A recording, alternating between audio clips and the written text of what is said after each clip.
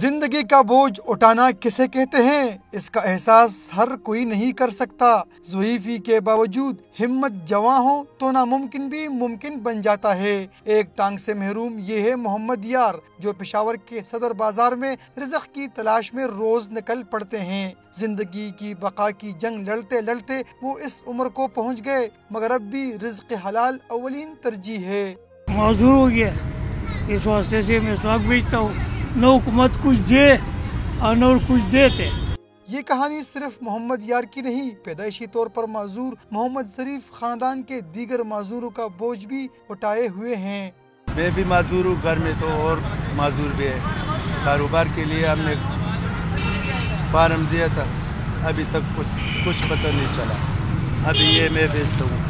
خیبر پختونخوا میں senior citizen act پاس ہو چکا ہے۔ وزیر اطلاعات شوکت یوسفزئی کو امید ہے کہ بزرگ معذوروں کی فلاح و بہبود پر جلد کام شروع ہوگا۔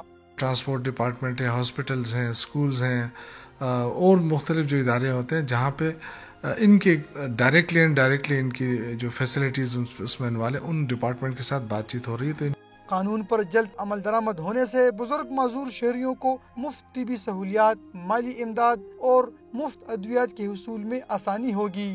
کیمرہ مین کاشان ارشد کے ساتھ عارف حیات، ڈان نیوز، پشاور۔